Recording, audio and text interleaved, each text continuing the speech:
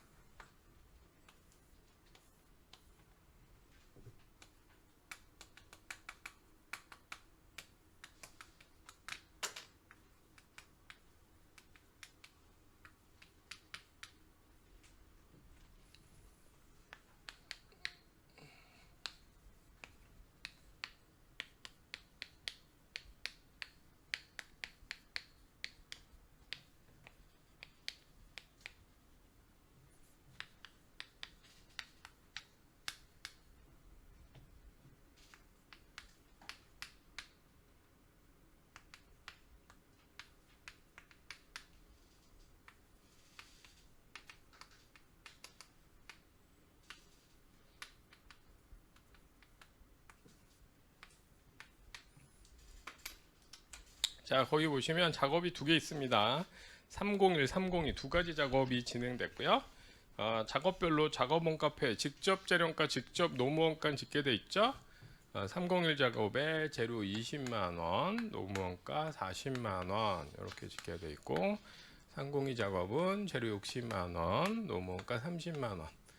두 가지 작업에 추적되는 재료원가가 80만원이고 추적되는 노무 원가가 70만원. 이 두 가지는 추적돼 있고, 그 다음에 이제 그 아래쪽에 보면 가로 1번에 제조 간접 원가 발생한 게 100만원이 있다. 공장 전체적으로 100만원의 오버헤드가 발생한 거죠.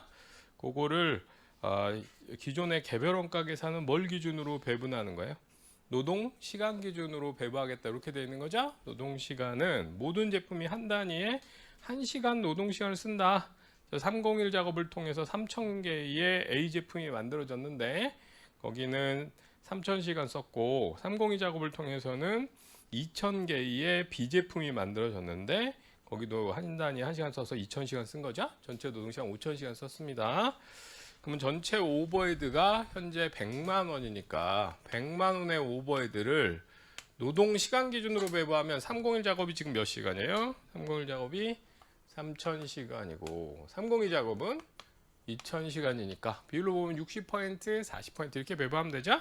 그럼 60% 배부하면 60만 원 되는 거고 40% 40만 원. 이렇게 하면 그냥 정확성은 떨어지죠. 근데 측정 비용은 최소로 들어가면서 계산을 한 거지. 이렇게 계산했을 때 301 작업 원가가 이거 오버헤드를 이렇게 개별 원가로 배부하면 120만 원이고 302 작업 원가는 130만 원. 전체 금액은 250만 원입니다. 자, 그다음에 301 작업 개별 원가 했을 때 120만 원이었고 301 작업을 통해서 A 제품이 만들어진 거야. A 제품 몇 개가 만들어졌다고 돼 있어요. 301 작업 안에. A 제품이 3000개 생산된 거죠. 이 작업 번호로 3000개 A가 만들어졌으니까 A의 단위당 금액은 120만 원 3000개 나누면 한 개당 얼마 나와요?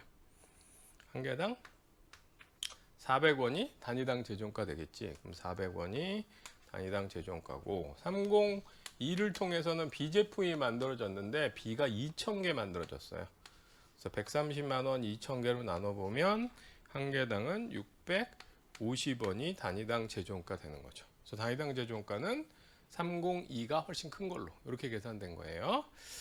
그 다음에 거기 가격은 어떻게 결정하는 걸로 돼 있냐면은 현재 거기 있는 걸 보시면 이걸 기초로 해서 우리가 이제 가격은 시장 예정했는데 301 작업 가격이 거기 얼마 돼 있어요?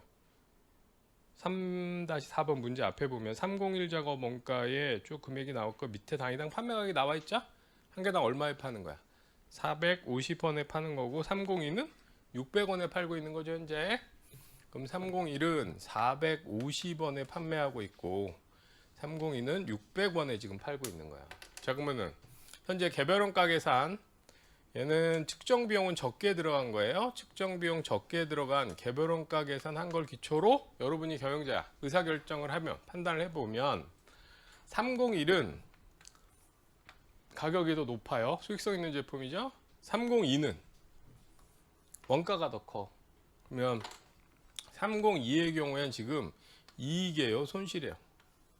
여기는 손실이 나는 제품 되는 거잖아. 원가 계산했을 때 650원인데 가격은 600원밖에 못 받으니까.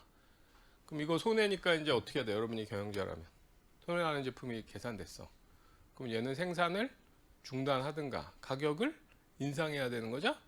얘를 생산 중단하든가 또는 가격을 인상해야 되는데 이걸 하려고 우리가 이제 생산 중단을 만약에 한다. 그럼 얘가 손해나서 생산 중단하겠다 이렇게 의사결정했는데 사실 좀 찝찝한 거야. 뭐가 찝찝해요?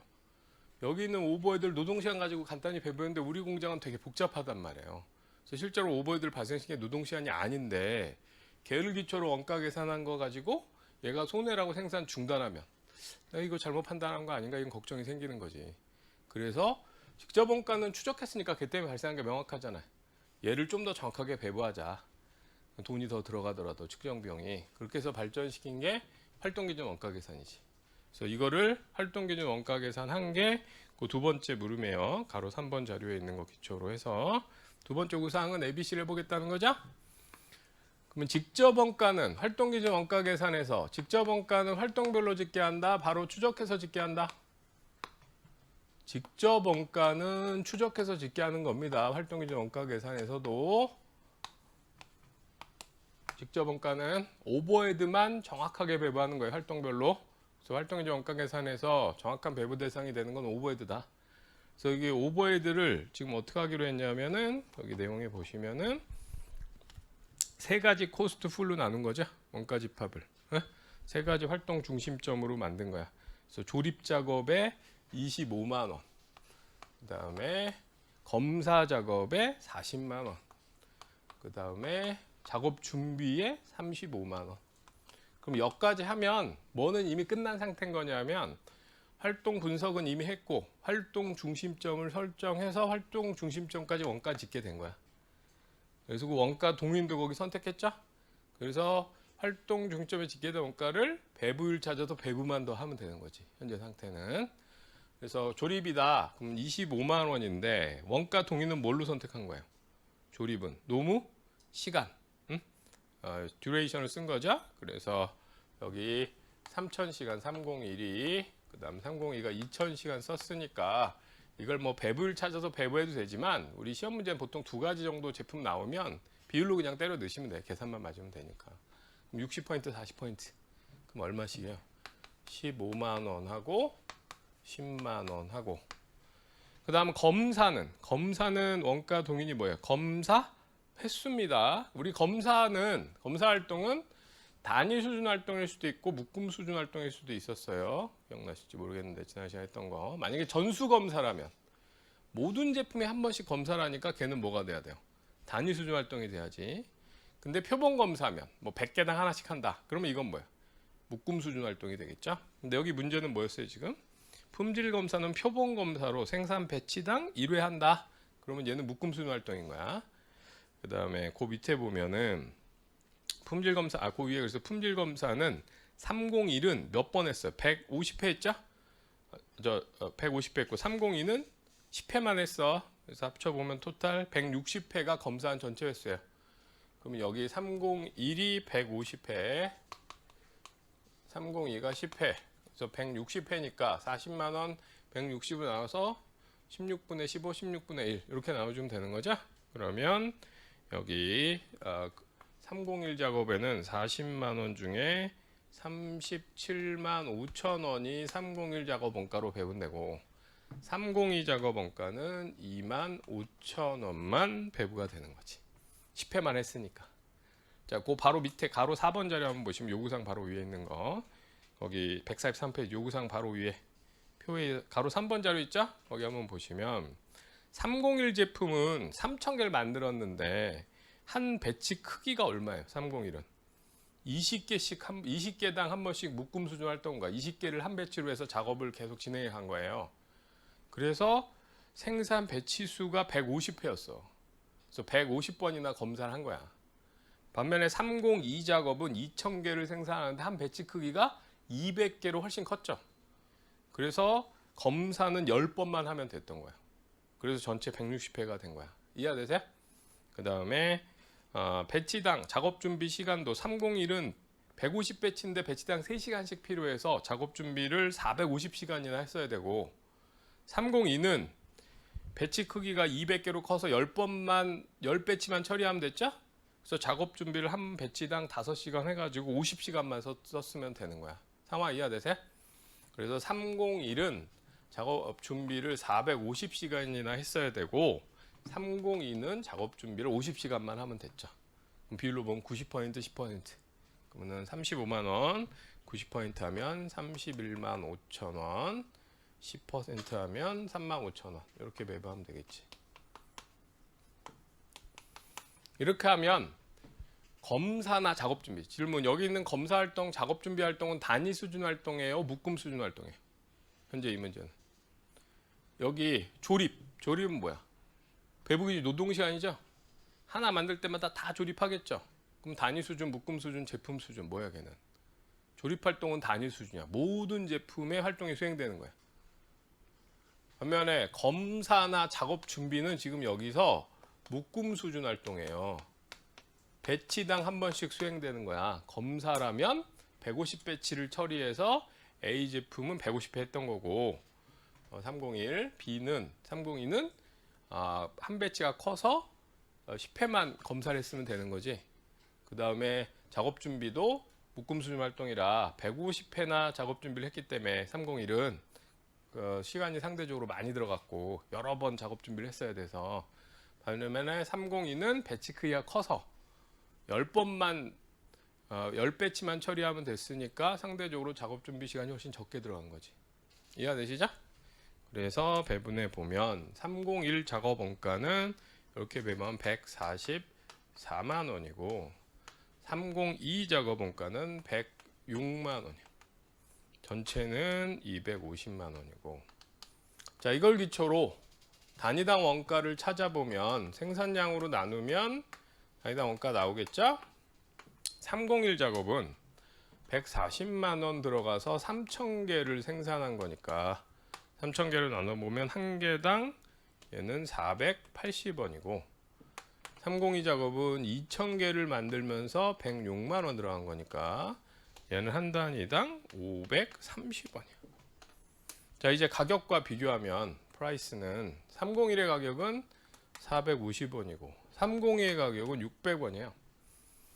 자, 좀 전에 개별 원가 계산으로 계산한 거랑 활동 기준으로 지금 계산한 거랑 어느 게 정확한 단위당 원가야? 활동으로 묶음순 활동을 정확하게 고려해서 배부한 얘가 정확한 원가죠? 그럼 이 정확한 원가를 기초로 해서 물론 이렇게 정확한 원가를 찾기 위해서는 측정 비용이 더 들어가더라도 활동 시점을 더 나눠서 배분을 했던 거지. 그럼 측정 비용이 더 들어가더라도 정확한 원가를 찾은 거야. 이걸 기초로 의사결정하면 어느 제품이 손해나는 제품이에요? 302는 가격이 더 크고 301이 오히려 원가가 더 크잖아. 그러면 정확한 원가 정보를 기초로 판단해 보면 이 301이 손실이 나는 제품인 거지. 그럼 오히려 생산을 중단하거나 가격을 인상해야 되는 건 301인 거예요, 302인 거예요. 302를 생산 중단하든가 가격 인상해야 되는데 잘못된 원가 정보를 기초로 해서는 손해나는 301은 계속 만들고 오히려 이익나는 302를 생산 중단 의사결정을 할 뻔했던 거야. 잘못된 의사결정에서 손해가 날 수 있었던 거죠. 그걸 피하려고 좀 더 측정 비용이 더 들어가더라도 정확한 원가 계산을 하면 잘못된 의사결정으로 인한 손실이 줄어들게 되는 거지. 이해되시죠? 응. 그래서 이 손실이 나는 제품은 얘를 생산 중단하든가 가격 인상을 해야 잘못된 의사결정은 나타나지 않겠지. 여기까지 아시겠죠? 응? 자, 그래서 왜 ABC가 만들어지게 됐는지 이거 설명했고, 자, 근데 그러면 활동기준 원가 계산으로 정확한 계산을 해보면 301이 480원이었어, 정확한 원가는. 근데 개별 원가 계산으로 노동시간 같은 걸로 배부해보면 301은 400원밖에 안 돼. 원가가 작아졌죠. 정확한 원가보다 과소 계산됐지.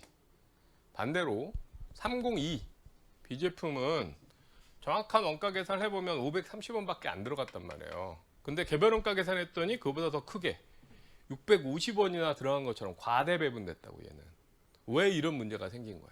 요거를 말로 적을 수 있어요.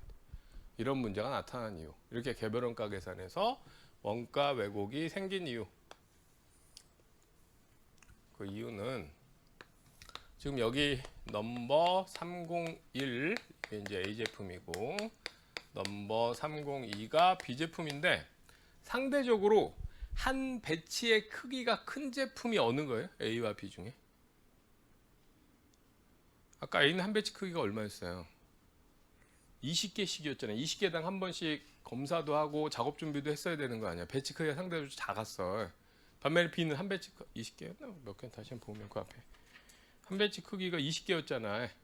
그래서 거기 다시 143페이지 요구사항 바로 위에 있는 거 눈으로 봐보시면 거기 A301은 3000개인데 한 배치 크기가 20개라 150번이나 배치가 처리된 거죠. 그래서 품질 검사를 150회 했고 작업 준비도 150번 해야 되는데 일요당 3시간 들어서 450시간이나 한 거잖아. 반면에 302는 배치 크기가 어때요? 상대적으로 10배 크다고. 200개당 한 번씩만 작업 준비를 하면 되고 품질 검사를 하면 됐던 거야. 200개 기준이니까 배치는 10배치만 처리하면 됐고 그럼 5시간에서 작업 준비도 상대적으로 50시간만 하면 됐고 품질 검사도 10번만 하면 됐지. 여기까지 이해되세요? 302가 원가가 상대적으로 작은 이유는 뭐냐? 얘가 배치 크기가 커. 그래서 묶음 수준 활동을 적게 수행한다. 생산량은 더 많지만 비단위도 활동을 많이 수행하는 제품이 아니라 비단위도 활동을 적게 수행하는 제품이야.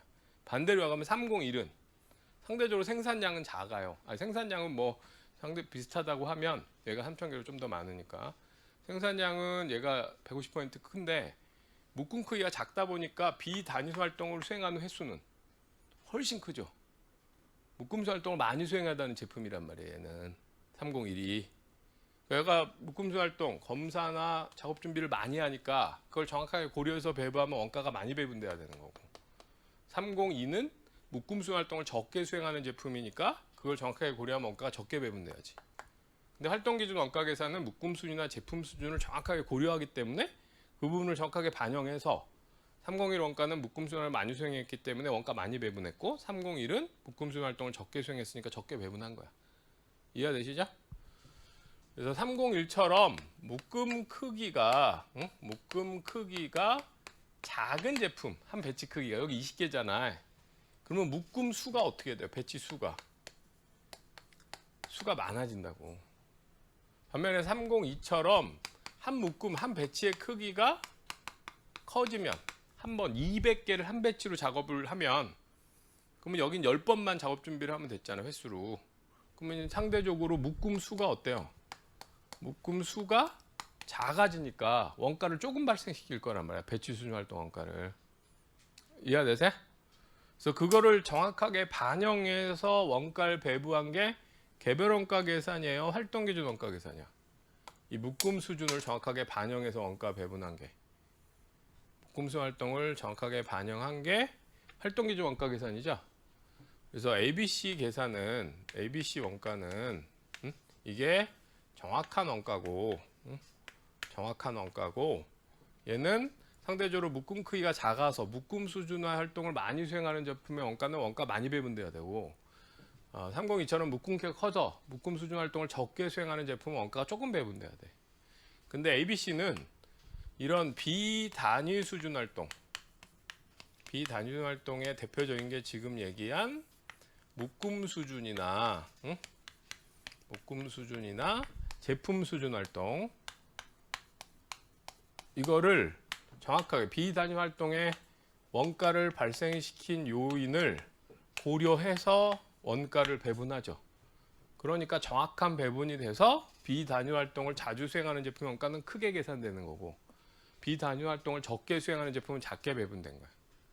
그래서 여기 같으면 301의 원가는 커졌고 묶음 수준 활동 훨씬 많은 작업 준비를 하고 검사를 했잖아. 반면에 302는 10회만 하면 되니까 비단위 활동을 적게 수행했기 때문에 원가가 조금 배분된 거라고. 그래서 ABC는 이 비단위 활동의 원가 동의를 정확하게 고려해. 반면에 개별 원가 계산은 어때요? 개별 원가 계산은 앞에서 계산한 개별 원가 계산은 개별 원가는 비단위 수준의 원가 동인을 고려하나 고려하지 못하나.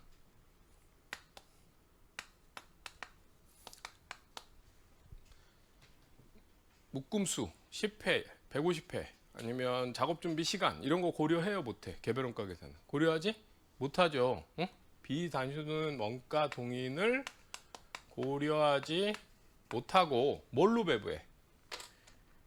개별 원가 계산은 단위 수준의 배분 기준 대표적인 게 지금 좀 전에 했던 걸로 뭐였어요? 노동시간이나 기계시간 이런 것들은 하나당 수행되는 활동이잖아. 하나 만들 때마다 노동시간을 쓸 거고 하나 조립하고 하면서 기계시간을 쓸 거 아니에요. 그래서 주로 단위 수준 배부 기준으로 배부한다고. 단위 수준 배부 기준으로 평균적으로 배분이 돼. 이 비단위 수준 활동 원가까지도. 좀 전에 여기 앞에 개별 원가 계산하면 이거 뭐 묶음 수준인지 제품 수준인지 구분 안 되고 그냥 전체 오버헤드 100만 원을 노동시간 가지고 3,000시간, 2,000시간 이렇게 한 거잖아요. 근데 이 3,000시간, 2,000시간은 생산량 단위와 비례하는 조업도라고. 생산을 많이 할수록 노동시간은 많아질 거고 기계시간도 많아질 거고. 그래서 거기에 전제는 뭐냐면 생산량에 따라 모든 원가가 다 비례해서 발생한다. 이렇게 해서 노동시간, 기계시간 단위 수준 배부 기준으로 주로 쓴단 말이야. 근데 최근에 공장은 단위 수준 말고 뭐가 있는 거야? 묶음 수준, 제품 수준 활동이 있는데 이건 단위에 꼭 비례하는 건 아니란 말이지. 이해되시죠?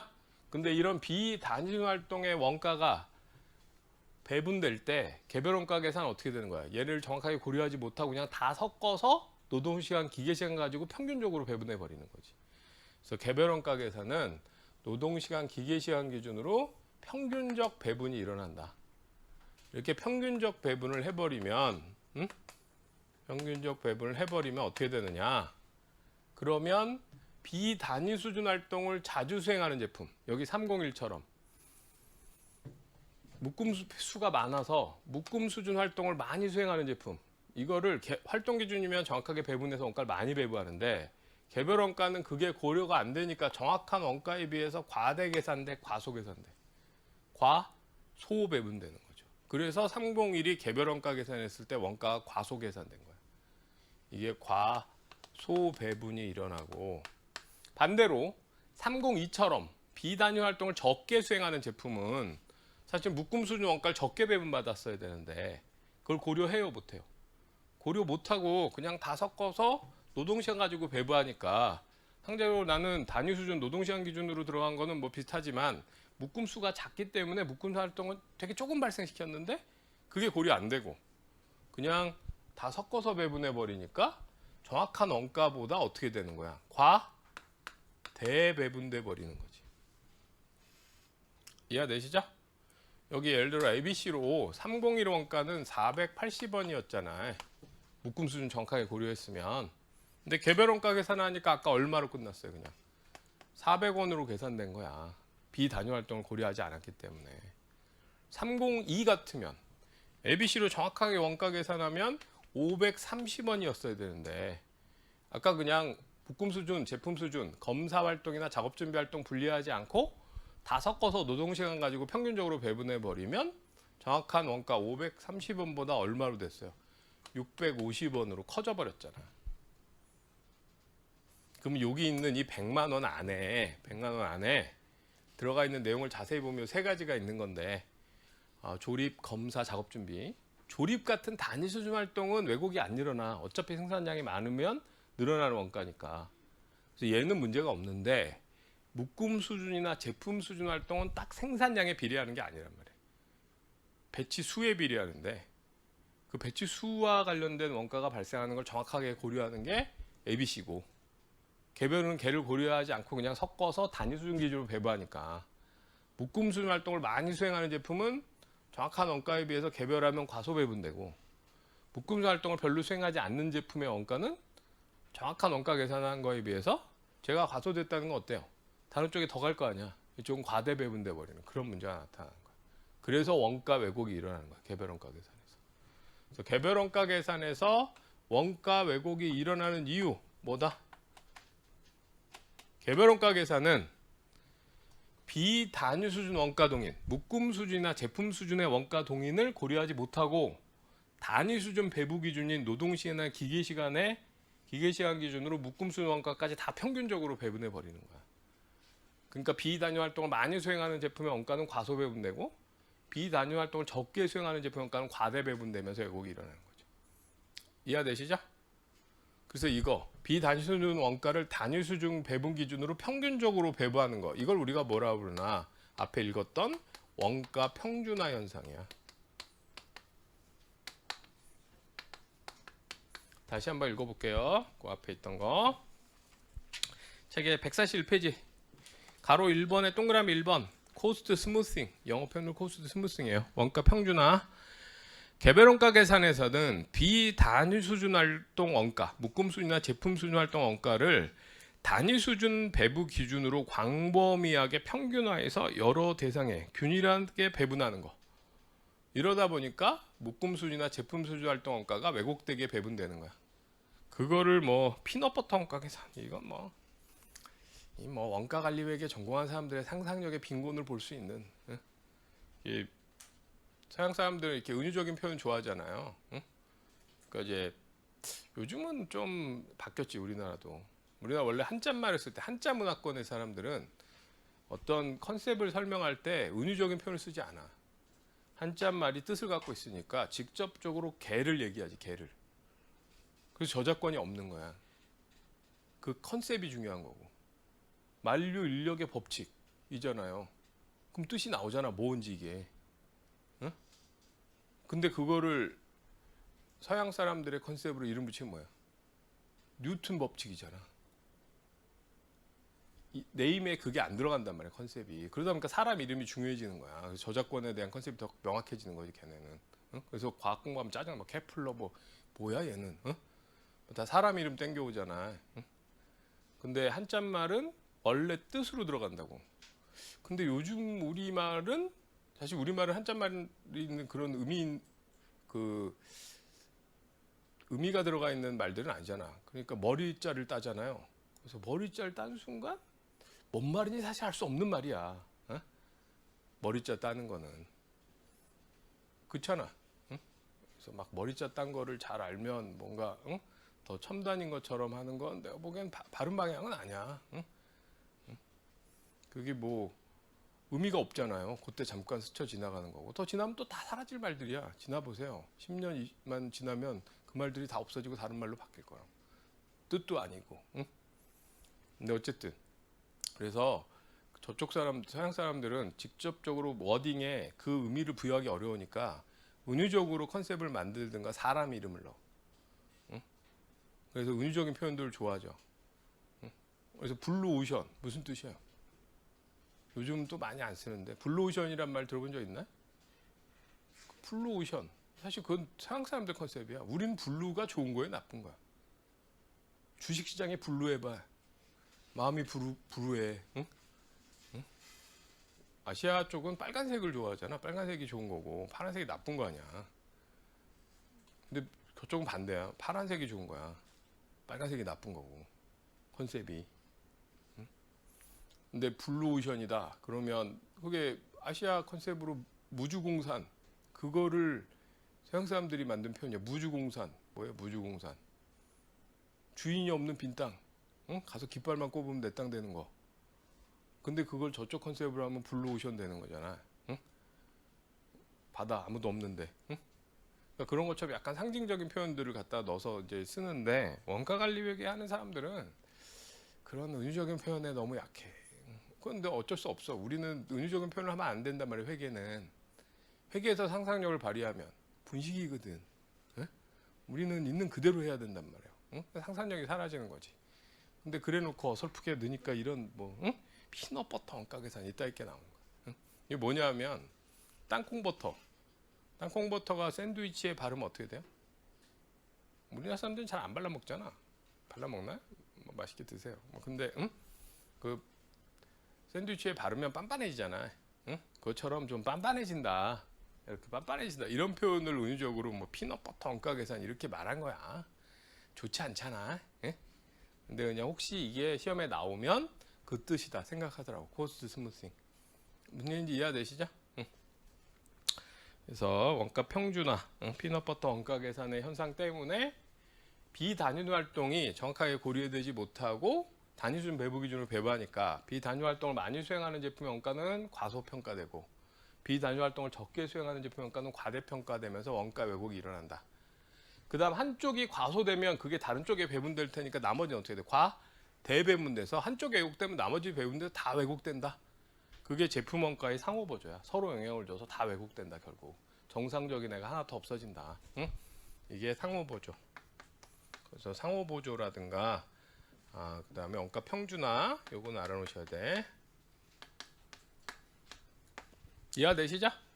다시 한번 그 위에 있는 문장 이제 읽어보면 141페이지 개별원가의 원가 왜곡 그 밑에 파란색으로 있는 거 이제 읽어보시면 의미가 알 거야. 개별원가 계산은 141페이지 위쪽에 중간쯤에 위쪽에 원가 왜곡의 원인 바로 위에 파란색으로 있는 거. 개별원가 계산은 노동시간이나 기계시간처럼 단위 수준과 관련된 배부 기준으로 비단위 수준 활동의 원가, 비단위 활동 원가 대표적인 거 뭐 묶음 수준, 제품 수준 활동 원가를 단위 수준 배부 기준으로 제품의 배부에서 원가 왜곡의 문제가 발생한다. 자, 이제 무슨 얘기인지 아시겠죠? 이해되세요? 응. 그래서 요 원가 왜곡 요거는 꼭 기억하셔야 돼요. 왜 이게 많이 나오냐면 시험 문제 낼 때 이제 가장 전형적인 ABC 문제가 자료를 주고 아니면 개별원가 계산을 줘. 문제 안에 이제 2차 문제 기준으로 개별원가를 줘요. 그 다음에 밑에서 활동기준 원가 계산으로 다시 계산을 할게. 요구사항으로. 아니면 자료를 주고 이게 1번 개별원가 1번 2번이 활동기준 원가 계산. 그럼 3번이 뭐냐? 왜 그러면 개별은 잘못됐나? 개별원가 계산의 원가 계산이 잘못된 이유. 그럼 좀 전에 걸 적으면 되는 거야. 그게 3번. 이렇게 비교하는 문제가 많기 때문에 그럼 3번 요구사항에 이게 잘못됐던 이유를 적는 게 이제 들어가는 거라고. 그것 때문에 얘가 만들어진 거니까. 그래서 그게 가장 기본적인 구성이라 요 왜곡은 꼭 적을 수 있어야 돼요. 자, 활동기준 원가 계산. 그거에 비해서 개별 원가 계산이 왜 원가 왜곡이 일어나는지 요거 좀 설명드렸습니다. 자, 그다음에 그 뒤에 보면 거기 145페이지에 뭐 또 그래프가 있는데 145페이지에 요거는 회계사 2차 시험에 그래프가 나왔었어. 그래프를 주고 말로 그걸 설명하게 2차 시험에 그 그래프랑 그 뒤에 있는 그래프랑 그게 나왔었는데 그 그래프는 의미가 뭐냐? 거기 우선 앞에 있는 그래프 항상 그래프를 보시면 축을 잘 생각해야죠. 여기 가로축이 뭐라고 돼 있어요, 거기?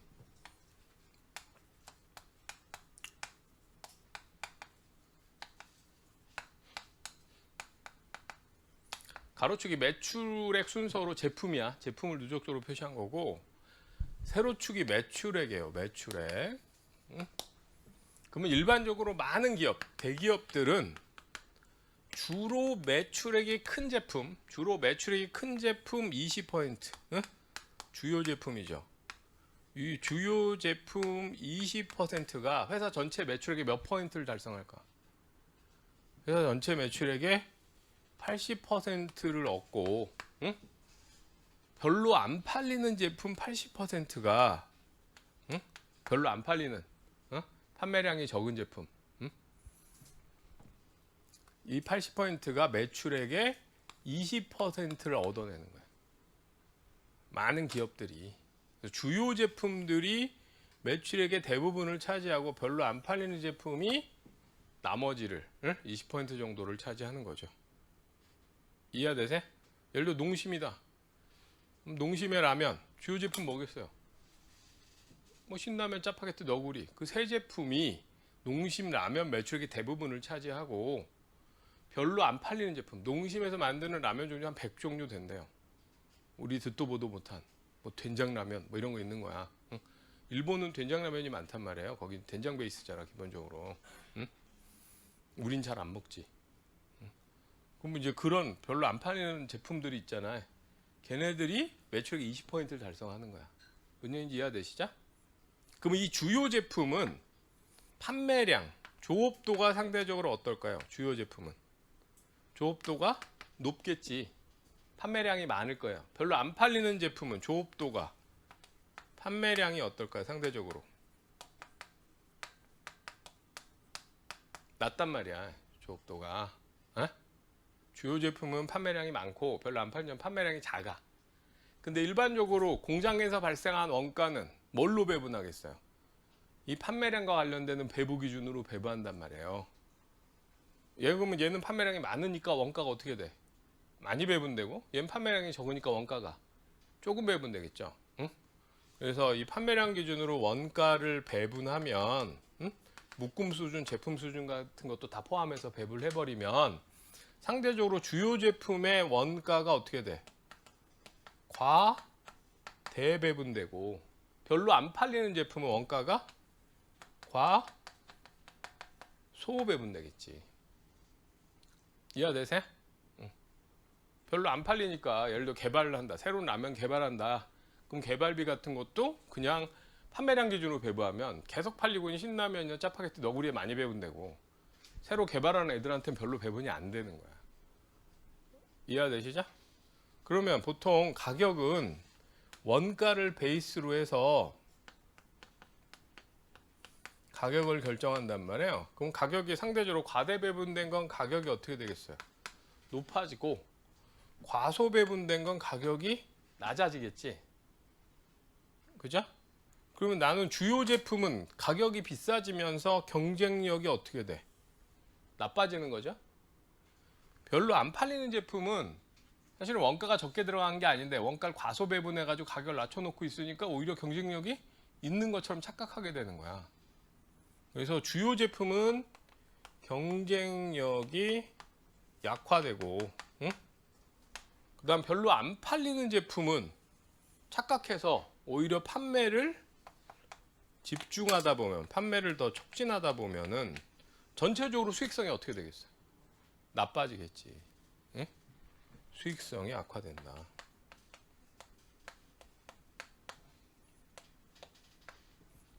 무슨 얘기인지 이해되세요?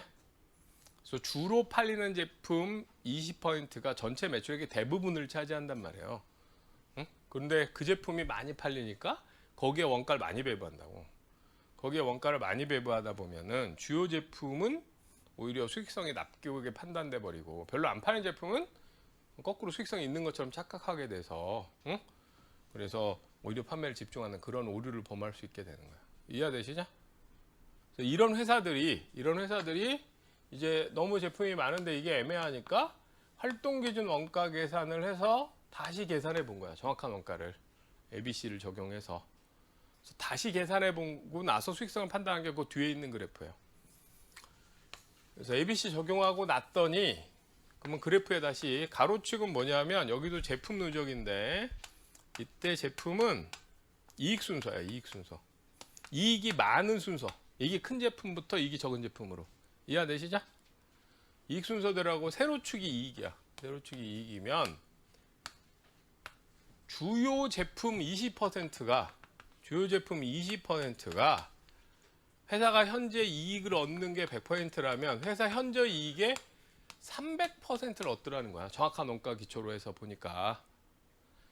그리고 별로 안 팔리는 애들이 사실은 손해였더라. 그래서 주요 제품 20%가 회사 현재 이익의 300%를 달성하고 별로 안 팔리는 애들이 사실은 까먹고 있더라. 손해보고 있더라. 상황 이해되시죠? 그래서 현재, 그러니까 예를 들어 주요 제품, 이게 이익이 100억이다 현재. 그럼 주요 제품은 정확한 ABC 정보를 기초로 하니까 이익이 300억 나고 있었는데, 별로 안 팔리는 애들 정확한 원가 배분해서 계산해봤더니 200억 이익을 까먹고 있더라. 그래서 현재 이게 100억밖에 안 나더라. 이해되시죠? 이게 실증적으로 관찰된 거야. ABC 적용을 회사들에서 분석을 해보니까. 그러면 이 별로 안 팔리는 제품 얘네들 어때야 돼요? 수익성이 없으니까 가격을 인상하든가 생산을 중단하는 의사결정을 해줘야 되는 거지. 이해되시죠? 그래서 그 뒤에 그래프, 그 그래프 해석할 수 있어야 돼요. 책에 146페이지 거기 고래 그래프라고 있는데, 이것도 뭐 상상력의 실패야. 응? 이게 고래 같아요? 응? 여기가 수면, 여기서 물이 나온다고 상상한 거야. 응? 이상하지. 의미는 수면보다 더 튀어나오게 주요 제품이 이익을 많이 냈는데 나머지가 까먹었다. 근데 이걸 뭔가 이제 뭐 무슨 도표냐, 수익성 분석 도표 이러기도 애매하니까 그냥 고래 그래프라 이름 붙여본 건데, 어쨌든 고래 그래프라고 나오면 이거라고 생각하시면 돼요. 이해되시죠? 그래서 고래 그래프는 뭐야? ABC 적용해 보면 주요 제품이 회사 현재 이익의 300%를 얻고 별로 안 팔리는 제품들이 이익의 200%를 까먹어서 현재 이익이 달성되고 있다. 그러면 이런 현상이 나타나게 된 이유는 뭐예요? 개별 원가 계산을 했을 때 비단위소 활동을 적게 많이 수행하는 제품, 비단위소 활동을 많이 수행하는 이 301 같은 제품의 원가가 과소배분되면서 수익성이 있는 것처럼 착각하게 된 거지. 별로 안 팔리는 제품들은 개발비나 이런 건 많이 들어갈 거 아니에요. 응? 근데 그거를 많이 팔리는 애한테 뿌려놨으니까 나는 원가가 조금 들어간 것처럼 착각해가지고 수익성이 있는 걸로 착각한 거지. 이해되시죠? 응? 이거 뭐 어디 있겠어요? 뭐 LG전자 스마트폰 맨날 만드는데 손실이 1년에 1조 원도 넘게 났어 매년. 응? 그동안 내내. 그러다 요번에 접었죠. 왜 이번에 접었을까? 뭐 그건 뭐 아마도 상속 문제나 이런 이슈가 있었겠지. 응? 그 손실이 있어야 주가가 낮게 될 거 아니야. 날리겠다 하면 그때 끝에 날리는 게 나아요? 상속 문제가 생긴 뒤에 날리는 게 나아? 뒤에 날리는 게 낫죠. 응? 그러니까 항상 그 기업들이 그 대주주였던 사람들이 사망하면 그 다음에 주가가 올라. 좀 아프기 시작하면 주가 관리를 해. 좀 낮춰놓고. 왜냐면 이걸로 상속세를 내야 되잖아. 그러니까 딱 요번에 LG가 승계됐잖아요. 후계자로.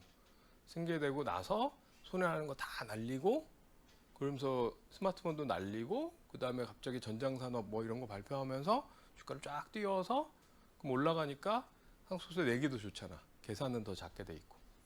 그래서 그런 거 맞춰가지고 하는 거라고.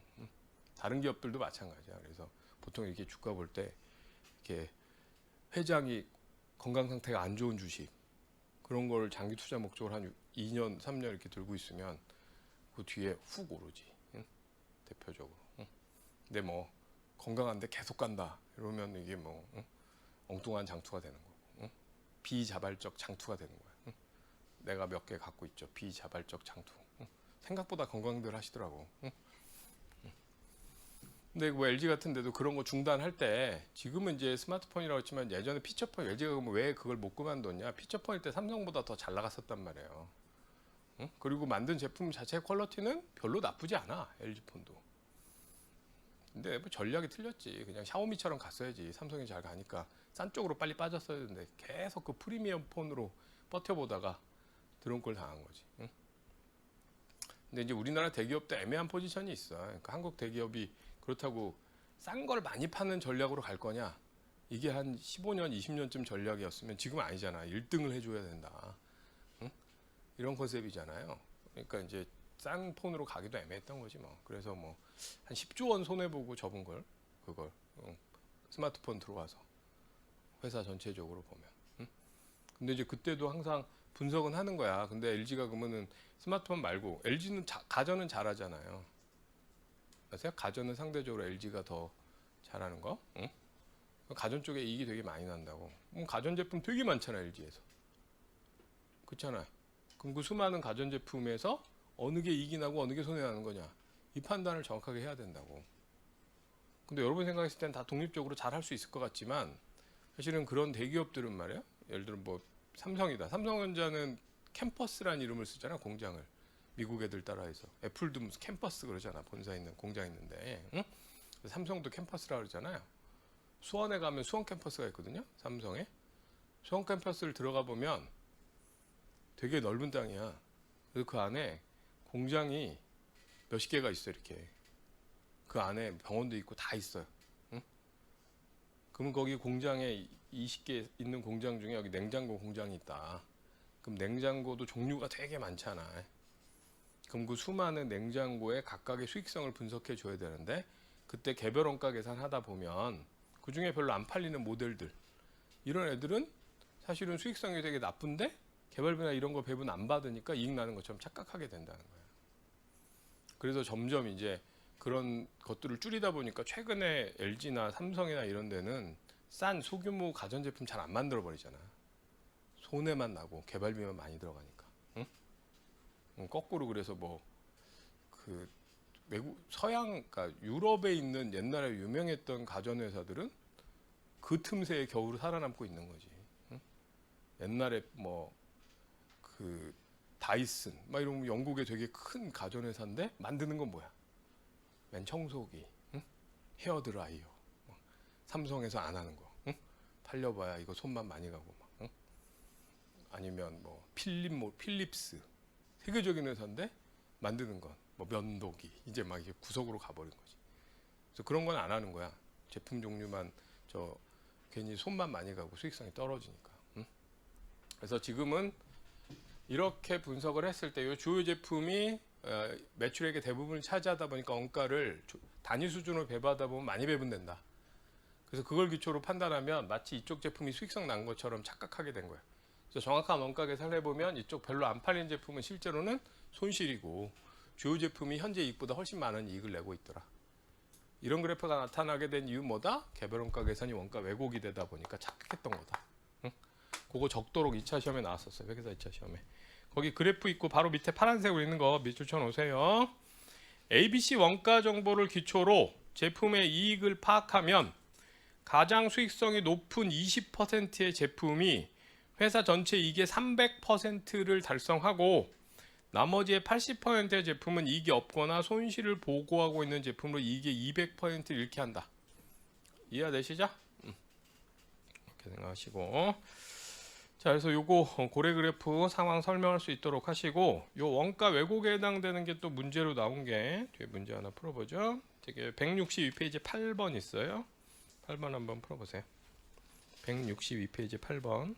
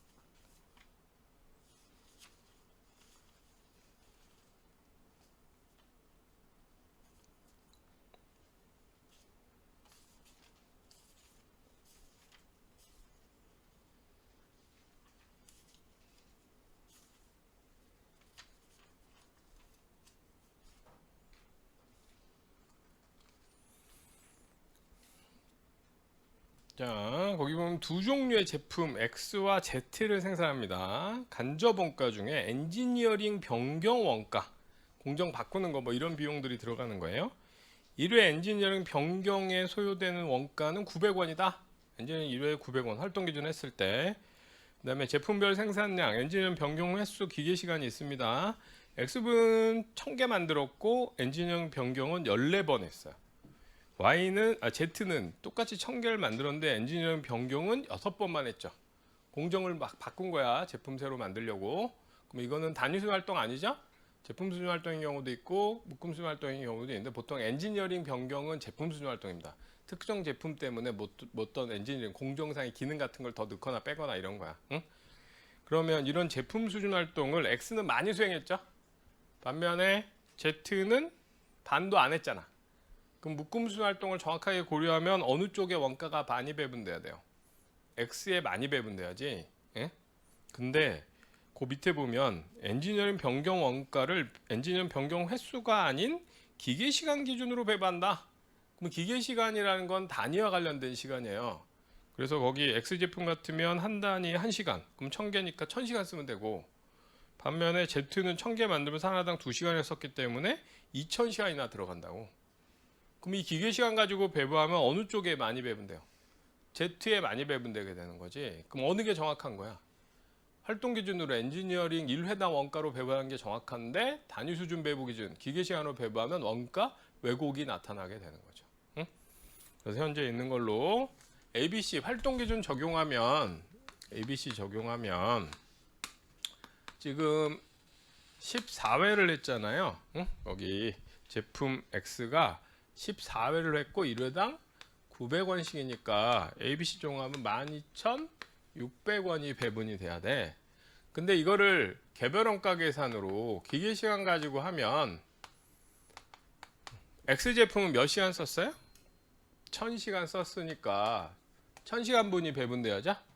그러면 이제 배부율을 찾아야 되는데 요 배부율은 그러면 원가 토탈이 있어야지. 근데 원가 토탈을 직접 안 줬어요. 그럼 현재 토탈을 찾을 수 있는 건 뭐밖에 없어? 활동 기준으로 계산한 건 토탈을 찾을 수 있죠. 토탈 몇 회 한 거야? 엔지니어링 변경을 20회 했고 20회에 대해서 1회당 900원이 나왔다는 건 전체 엔지니어링 변경 활동 원가가 얼마였다? 18,000원이었다. 그럼 이걸 뭘로 배분하겠다? 기계 시간. 기계 시간이 X가 1000시간이었고 Z는 얼마였어요? 2000시간이었으니까 전체 3000시간으로 나눠서 배부를 찾으면 배부율은 6원인가?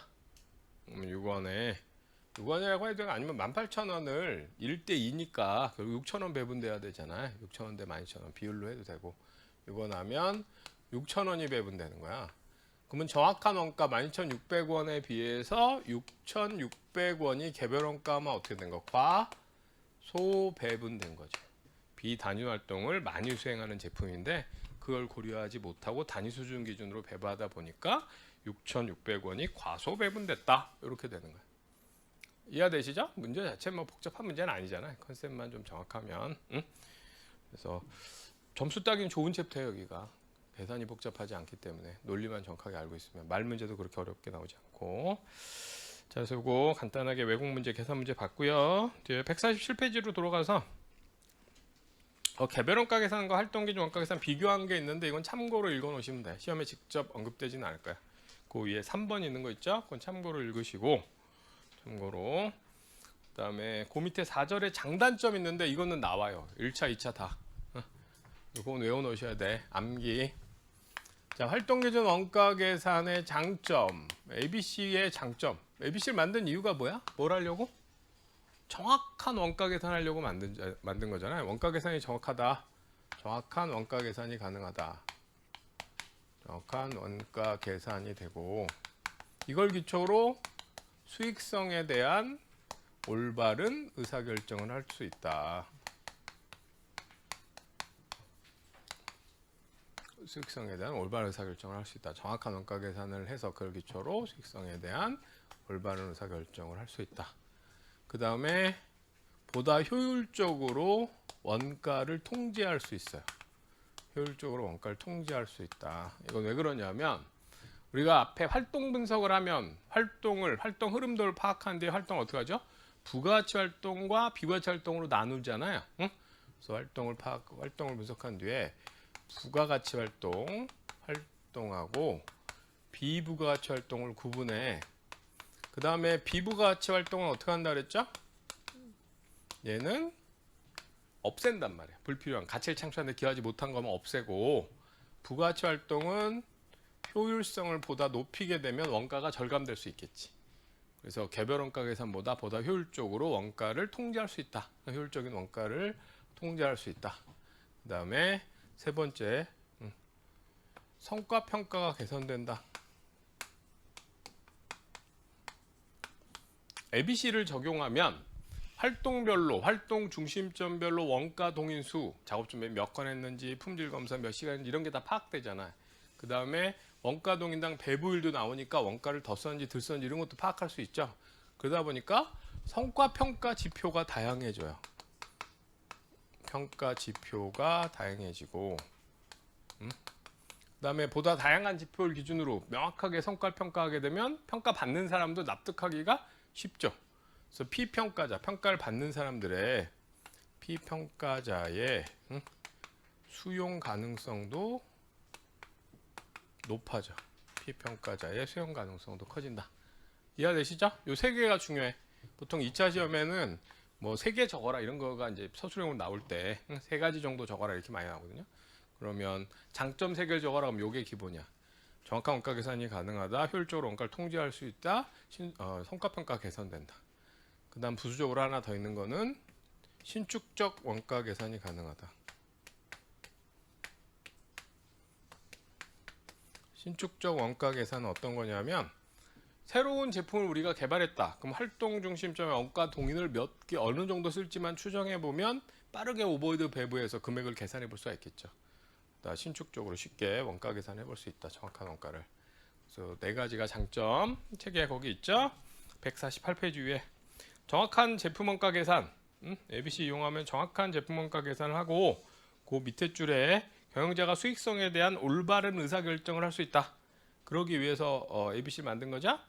그 다음에 효율적인 원가 절감과 통제. 비부가가치 활동은 제거, 비부가가치 활동은 없애고, 부가가치 활동 중에 자원이 많이 소비되는 활동은 효율성을 높이는 거야. 응? 그래서 효율적으로 원가를 통제할 수 있다. 감소시켜서 효율성을 높여서 시간 비용을 감소시킨다. 그 다음에 성과평가 개선된다.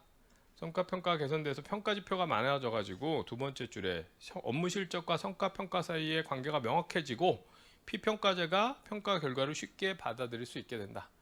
그 다음에 신축적인 원가 계산이 된다. 그래서 거기 보면 활동적 원가 계산 적용하면은 신축적으로 빠르게 원가 계산을 할 수 있다. 이해되시죠? 그래서 이런 장점 때문에 ABC가 만들어졌고 세상의 모든 일은 다 처음에는 장점 보고 시작하지만 시간이 흐르면 뭐가 보이는 거야? 단점이 보이는 거죠. 응? 그래서 단점은 어디나 있는 거고 그 단점은 이제 보완하는 방법을 최대한 찾아보는 거고 보완이 안 되면 확 바꾸는 거지. 뭐 그런 게 뭐 흔히 얘기한 뭐 패러다임 이런 것도 그런 거잖아. 에? 과학에서 무슨 실험 같은 거 할 때도 새롭게 확 바꿔서 해보다가 정 그게 답이 안 나오면 걔를 조금 하는 게 아니라 아예 뒤집히는 거잖아. 에?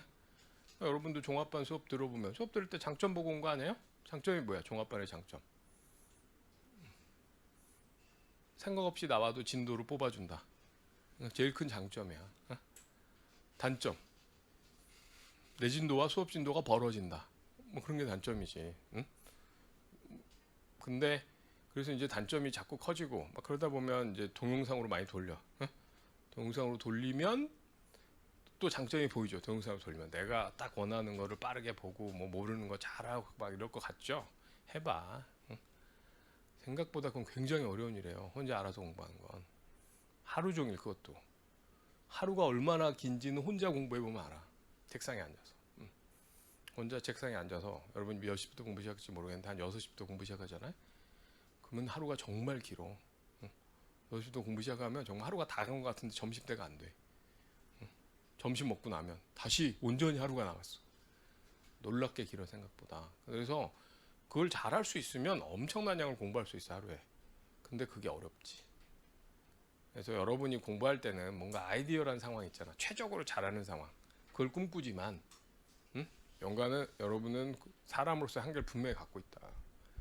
마치 달리기를 하면 사람이 1등하면 제일 빨리 달리는 사람은 1초에 100m 몇 초에 뛰어요? 9점 얼마에 뛰잖아. 에? 치타 아시죠? 제일 빠른 애. 걔가 시속 150km인가? 뭐 그렇게까지 나오잖아. 제일 탄력 받을 때. 온몸을 접었다 딱 피면서 날아가면 한 번에 막 20m씩 막 날아가는 거 아니야 거의. 그러면 뭐 한 3초, 2, 3초면 100m를 달릴 거라고. 여러분이 공부를 최적으로 하는 상태는 치타가 됐다고 생각하는 거야. 그렇게 공부되지 않아요. 사람이 갖고 있는 한계가 있어. 그래서 여러분이 공부할 때 뭘 잘 찾아야 되느냐, 나의 맥시가 뭐냐, 이걸 잘 찾아야 돼. 괜히 머릿속에 이렇게 하면 좋고 저렇게 하면 좋고 쓸데없는 짓이고.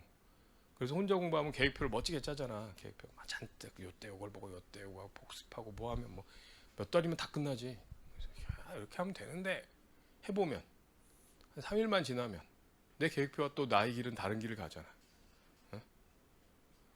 그래서 그거를 냉정하게 잘 판단하셔야 돼. 나의 맥시가 뭔지, 내가 공부할 때 맥시가 얼마인지. 내가 하루에, 그리고 그것도 오버하면 안 돼요. 오버하면 다음날 퍼지거든. 이건 100m 달리기가 아니야. 여러분이 지금 공부한 게 언제 떠올라야 돼요? 내년 이맘때 떠올라야 되는 거야. 내년 1차 시험 볼 때. 응? 물론 이거보다 좀 적게 남았죠. 여러분 같으면. 지금 공부한 게 1년 뒤에, 10개월 뒤에 떠오르게 공부를 해줘야 된다고. 근데 이거를 100m 뛰듯이 뛰면 퍼져. 마라톤 뛰듯이 뛰어야 되는 거야. 응? 그러면 하루하루 내가 할 수 있는 맥시를 잘 찾아서 그거를 꾸준히 가면 돼. 그러면 진도는 사실 중요하지 않아. 그렇게만 하면 얼마든지 진도 늘 수 있어. 근데 공부 잘 못하는 사람들이 주로 뭐로 공부하냐? 진도로 공부해. 진도 좀 뽑으면 내가 좀 봤네 막 그래서 늘어지고. 응? 근데 그렇게 진도 뽑아봐야 까먹어. 해보시면 알겠지만 머릿속에 남아있는 게 아니야. 계속 공부하고 까먹고 공부하고 까먹고 바로 반납하잖아. 못 느끼세요? 머릿속에 남아있는 것 같아? 금방 사라져요. 생각보다 놀라운 속도로. 응? 그래서 그걸 어떻게 머릿속에 잘 남길 거냐, 이거 신경을 되게 많이 써야 돼. 장기 기억으로 남기는 거에 대해서. 그래서 자기의 맥시를 잘 찾으시고, 종합반도 분명히 장단점이 있어. 자기 나름의 장단점 사람마다 다를 수 있어요. 집이 너무 멀 수도 있는 거. 왔다 갔다 너무 힘들다. 그러면 왔다 갔다 힘든 걸 어떻게 해결해야지? 좀 더 일찍 오고 좀 더 늦게 가든가, 아니면 틈새에 빌 때 가든가, 뭐 그런 방법을 찾아야죠. 아니면 뭐 근처 와서 사는 것도 있는데, 근처 와서 사는 것도 사실은 단점이 되게 많아. 이 근처에서 공부하는 것도. 근처에서 공부하면 왔다 갔다 시간도 줄이면서 막 공부 놀랍게 많이 할 것 같죠? 알고 보면 그렇지 않아. 이게 근처에서 지내면서 이렇게 공부를 하면 하루가 리듬이 없어요. 매가리가 없는 거야. 뭔가 이렇게 딱 할 때 딱 시작하고 막 해서 딱 끝내고 이런 게 있어야 되는데, 그게 없이 그냥 나왔다 들어갔다 뭐 이러다 보니까 늘어져.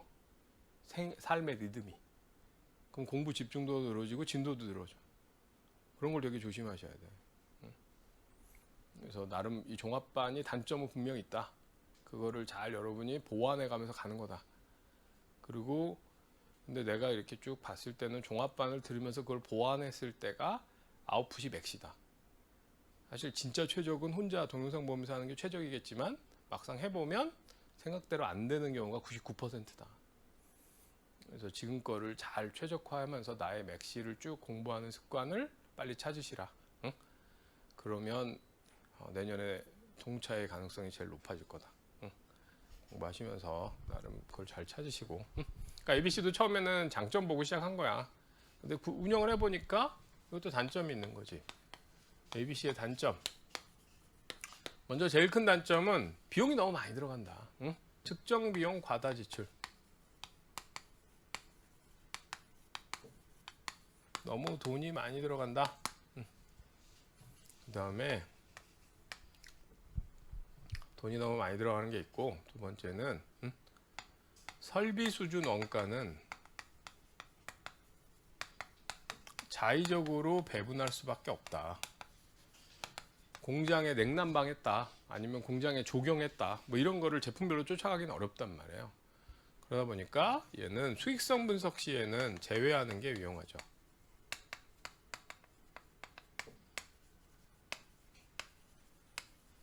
제외하는 게 유용할 수 있다. 그 다음에 기준이 없다. 주관이 개입된다. 어떤 거냐면 삼성전자에서 예를 들어 ABC를 구축한다. 그럼 오버헤드를 활동 중심점을 이렇게 설정할 때 A라는 분석가가 들어가서 만든 활동 중심점하고 B라는 분석가가 들어가서 만든 활동 중심점 전혀 다를 수 있는 거예요. 원가 동인 같은 것도 다. 얘는 횟수로 했고 쟤는 시간으로 했고 사람마다 다를 수 있는데 그때 뭐가 옳다 그러다 판단할 기준이 없는 거예요. 그래서 기준이 없다 보니까 시스템 구축 시에 주관이 개입된다. 그래서 옳다 그러다 이렇게 판단할 수가 없는 거지. 그 다음에 네 번째는 재고 과잉의 요인이 있다. 이건 어떤 거냐면 아까 우리 묶음 수준 활동 얘기했었잖아요. 좀 전에 배치 크기가 작으면 아까 그 A 배치 크기 20개였죠? 그러니까 활동에 묶음 수준의 활동을 많이 수행해야 되지. 그럼 원가 어떻게 됐어? 많이 발생했잖아. 그럼 원가를 줄이는 제일 쉬운 방법은 뭐야? 배치 크기를 증가시키면 묶음 수가 주니까 묶음 수 활동이 작아지면서 원가 줄어들 수 있겠죠. 그래서 ABC를 실제 적용했을 때 많이 나타나는 현상이 묶음 크기, 배치 크기가 커지는 거야. 묶음 크기를 키우는 경우가 많아요. 이걸 키우면 어떻게 되느냐? 묶음 수가 어떻게 되겠어요? 작아지겠죠? 1000개를 만드는데 100개씩 작업하면 10번이고 10개씩 작업하면 100번을 해야 되잖아. 그러니까 배치 크기를 키우면 묶음수 활동을 적게 수행할 수 있는 거지. 그래서 묶음수가 작아지면 묶음 수준 원가는 줄어들어요. 묶음 수준 원가는 줄어드는데 문제는 뭐냐? 묶음 크기가 커져서 묶음 수는 줄지만 예를 들어 공정이 지금 10개 작업을 진행하는데 한 배치를 10개씩으로 작업을 했어. 10개씩. 그럼 여기 10개 작업하는 한 배치, 10개 작업 한 배치 이렇게 공정에 걸려 있겠죠? 그럼 공정의 평균 재고가 10개씩 이렇게 걸려 있게 되는 거예요. 근데 한 배치를 100개로 하면 여기도 100개 걸리면서 작업하고 이쪽에도 100개 걸려 있으면 작업하고 그럼 공정에 있는 재고가 어떻게 되겠어요? 늘어나겠죠, 크게. 무슨 얘기인지 이해되세요? 응? 예를 들어 뭐 음식을 만든다면 1인분으로 만들면 배치를 작게 1인분씩 만들면 1인분만 걸려 있으면 이걸 뭐 되게 큰 웍으로 30인분을 만들고 있다. 그럼 다 30인분 만들고 있으면은 이게 되게 많잖아. 걸려 있는 재고가. 배치 크기를 키우면. 그래서 배치 크기를 키우면 그러면 공정에 평균적으로 걸려 있는 재고가 많아져. 재고가 늘어나. 재고가 늘어나면 재고 유지 비용이 증가할 수 있어요. 재고 유지 비용이. 근데 이게 더 커버리면 재무적인 성과가 나빠질 수 있지. 그리고 요즘은 재고를 많이 들고 있어야 돼. 재고를 최소화하는 게 바람직한 방향이에요. 최근에는. 재고를 최소화한단 말이야. 재고 최소화에 좀 역행하는 부분이 있는 거죠. 저게. 그래서 문제점을 얘기합니다. 그래서 거기 보시면 활동기준 원가 계산 단점. 첫 번째, 과다한 운영 비용. 비용이 많이 들어간다. 두 번째, 설비 수준 원가의 자의적인 배분을 피할 수 없다. 그래서 수익성 분석 같은 거 할 땐 제외한다. 그다음 기준이 없다. 그래서 주관이 개입된다. 그다음 네 번째, 재고 과잉의 요인이 있다. 재고 과잉의 요인은 묶음 크기가 증가되는 경우에 묶음 수가 감소돼도 묶음 수준 원가는 정감할 수 있지만 공정의 평균 재고가 늘어나기 때문에 재고 유지 비용이 늘어나서 재무적인 성과에 악영향을 줄 수 있다. 이해되시죠? 그 다음에 뭐 효익이 큰 회사 유형은 이건 참고로 읽는 정도로 보시면 돼. 시험에 직접 나오진 않아요. 그래서 더 나온 여기 중요한 거 제가 외우라고 한 거 3개야. ABC의 배경, 활동기준 원가에서 배경 4개 있었죠. 그 다음에 장점 4개, 단점 4개. 그거는 2차에도 적도록 나오고 서술형에도 많이 들어가니까 1차. 그거는 기억해 외워 놓으셔야 돼. 자, 뒤에 문제 한번 볼까요? 요거 해당되는 거 나왔던 거 말문제로 서술형 문제로 출제됐던 게 책에 167페이지에 18번 한번 읽어보시고.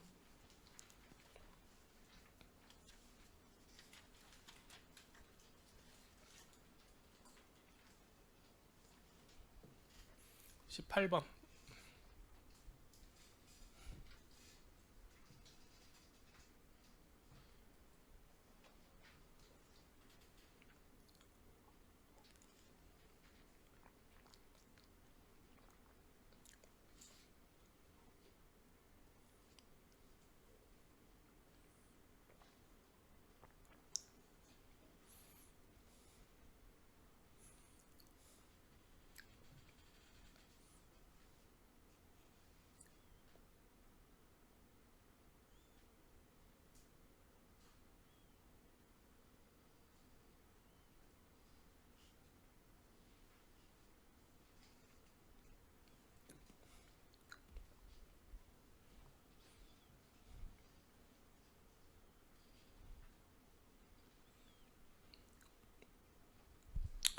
자, ABC를 적용했을 때 개별 적용한 거에 비해서 그 효익이 큰 회사 유형. 그러니까 ABC를 적용한 게 효과가 더 큰 회사. 첫 번째, 생산 과정에 거액의 간접 원가가 발생하면 개별 원가로는 오버헤드 정확한 배부가 어려워지겠죠? ABC 개발 배경 중에 있었죠. 공장이 자동화되면서 오버헤드 비중이 증가해서 ABC가 만들어졌다. 두 번째, 제품 고객 및 생산 공정이 매우 복잡하고 다양하면, 다양성이 커지면 개별 원가로는 정확한 배부가 어려워서 왜곡이 심해야 된다 그랬죠. 그래서 ABC가 만들어졌고, 그다음에 회사가 치열한 가격 경쟁에 직면하면 장점의 첫 번째 거의 의미가 더 커지겠지. 정확한 원가를 기초로 수익성에 대한 올바른 의사결정을 해줘야 어느 걸 계속 만들고 중단할지 판단할 수 있겠죠. 그다음에 네 번째, 제품과 제품의 제조와 마케팅 원가에 대해서 생산 작업자와 회계 담당자 사이 심각한 견해 차이가 있다면 둘이 모두 동의할 수 있는 정확한 원가를 기초로 판단하는 게 더 유용하겠죠. 그다음에 다섯 번째, 생산과 판매에 자신 있는 제품의 이익이 높고 생산 판매에 자신이 없는 제품의 이익이 낮으면 자신 있는 거 하면 되죠. 이게 이제 원가 관리회계의 문제가 세법이나 재무회계랑 다른 점이야. 세법이나 재무회계, 상법처럼 행정법처럼 규정이 있는 과목은 그 규정에 해당되는 게 문제로 나와. 근데 규정에 해당되는 문제로 나오는데 보통 이제 어떤 특정 주제와 관련해서 오지선단을 만드는 게 되게 어려워. 어떤 한 주제와 관련해서 다음 중 틀린 문장을 해서 5개 만드는 게 되게 어렵다고. 그다음에 예를 들어 세법이다. 그럼 4개는 그거 관련된 거 넣었는데 5번째 게 애매해. 그럼 어떻게 하느냐? 좀 더 세부 규정으로 들어가요. 좀 더 아래쪽으로 우리가 공부하는 범위 살짝 넘어가는. 그러면 그런 게 나오면 그 좀 더 세부 규정으로 들어간 내용은 나온 이유가 그렇게 오지선단을 만들다 보니까 5번째 넣을 게 없는 거야. 그래서 구석으로 들어간 거야. 그럼 그 지문은 다른 사람이 내도 똑같이 다시 나올 가능성이 있어. 그 주제와 관련해서. 그래서 세법이나 재무회계, 상법처럼 규정이 있는 과목은 약간 밑에 내려간 해당되는 지문까지도 맞다트리다 정확하게 판단할 수 있게 해놓으셔야 돼. 어느 정도 의도적으로 외워야지. 반면에 원가관리나 제조학처럼 이렇게 학문적인 과목은 약간 우리는 기준이 있는 과목이 아니라 그랬잖아요. 그럼 뭐냐, 얘는 회색이 있어. true, false가 아니라 기준이 없기 때문에. 그래서 거기 1, 2, 3, 4는 우리가 언급했던 내용이죠. 5번은 그냥 벗어나 있는 애야. 맞다 틀리다와 약간 다른. 무슨 얘기인지 아시겠어요? 그리고 그럴 때 나오는 이 5번 지문은 그냥 출제자가 만들어낸 지문이야. 다시 나올 가능성 거의 없다고 보시면 돼. 그래서 처음 본 지문이 나오면 좀 전에 얘기한 배경 때문에 나오는 거야. 그래서 보통 처음 본 지문보다는 그 앞에 봤던 지문에서 맞거나 틀린 게 나오는 거야. 응? 그럼 나머지 다 맞았으니까 얘는 밖에 있는 문제지. 맞다 틀리다라는 판단이 중요한 게 아니고 그냥 우리가 논의한 장단점 배경과 무관한 애니까 얘가 틀린 문제 아니야. 그럼 생각 읽어보시면 그냥 자신 있는 거 하면 되잖아. 근데 여기서 이제 아주 정교하게 논리적으로 고민하면 뭐냐면 자신 있는 게 원가 배분이 잘못됐을 수 있는 거 아니냐. 뭐 이런 고민을 할 수도 있는데 그런 의도로 만든 문제가 아니라는 거지. 무슨 얘기인지 이해되세요? 그래서 원가 관리회계 문제 지문 중에 약간 제가 수업 시간에 얘기했거나 교과서에 있는 내용 벗어난 지문은 좀 전에 얘기한 배경 때문에 나온 지문이니까 객관식 문제나 그런 걸 볼 때도 그런 지문에 특이하게 튀어나온 지문에 너무 신경 쓰실 필요는 없어. 그냥 출제자가 요 범위 안에 문장 하나를 만들어냈다 이렇게 생각하시면 되고 그 문장은 다른 사람이 갖다 쓰지 않아. 왜냐면 걔가 만든 문장을 내가 시험장에 똑같이 넣으면 나중에 서로 아는 사람들인데 학교에서 응? 그 사람이 나중에 와서 얘기할 거 아니야. 야 그거 똑같이 썼던데? 뭐 그럼 뭐라 그럴 거야? 야, 그 문장 잘 만들었더라. 뭐 그러기도 뭐하잖아. 내가 그냥 만들고 말지. 무슨 얘기인지 이해되세요? 그래서 그런 질문은 잘 안 나옵니다. 다시 여기 5번이 그런 질문이야. 1, 2, 3, 4는 앞에 내용과 연결되는 거죠? 이런 식의 말 문제가 나온다고. 그래서 틀린 문장 골라낼 수 있어야 되기 때문에 배경, 장단점을 외워놓으셔야 돼. 그걸 가지고 판단할 수 있게. 응? 자, 여기까지 해서 장단점까지 설명드렸고요. 그 다음에 149페이지 돌아가서 보면 그 다음에 효기 큰 회사 유형은 그냥 참고로 읽는 정도로 보시면 된다 그랬죠. 그게 직접 뭐 그 자체가 뭐 항목 중에 뭐 넣고 빼고 할 게 나오진 않고, 그 다음에 5절에 ABC의 활용이 있어요. 고객 수익성 분석 관련해서 활동계정 원가 계산의 활용.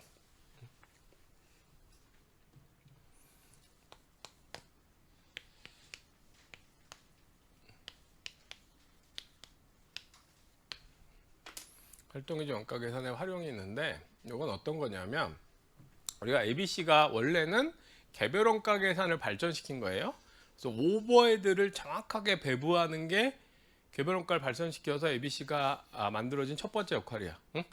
그래서 제품 원가를 정확하게 계산하는 거, 이게 출발이었어요. 그래서 제품 원가를 정확하게 계산할 때는 제조 원가만 활동별로 배부하면 되지. 응? 이때는 참고로 여기다. 응?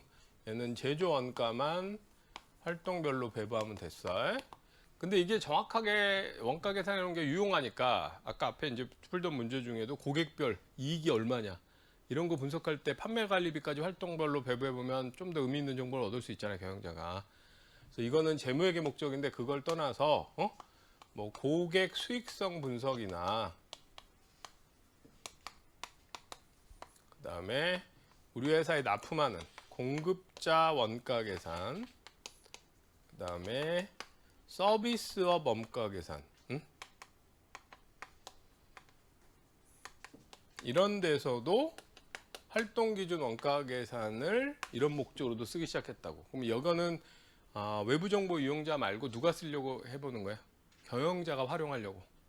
그랬을 때 이런 고객 수익성 분석이나 공급자 원가 계산, 서비스업 원가 계산 할 때는 제조 원가만이 아니라 판매 관리비까지도 활동별로 집계를 합니다. 그래서 제조 원가를 활동별로 우리가 배분하면 유형이, 활동 유형이 네 가지가 있었죠. 제조 원가 분류했을 때 활동 유형 뭐뭐 있었어요? 단위 수준, 묶음 수준,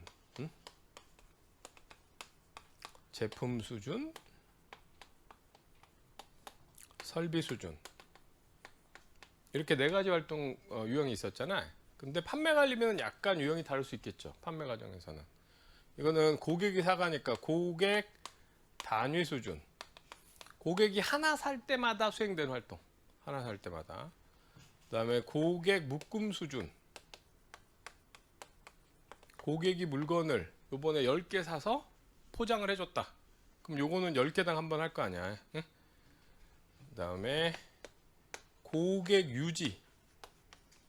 예를 들어 여러분이 어떤 특정 뭐 브랜드에 자기를 회원으로 해놓으면 뭐 메일로 뭐뭐가 나왔다 뭐 이런 것들을 보내주기도 하고 쿠폰을 보내주기도 하고 뭐 그런 거 하잖아요. 고객 한 명당.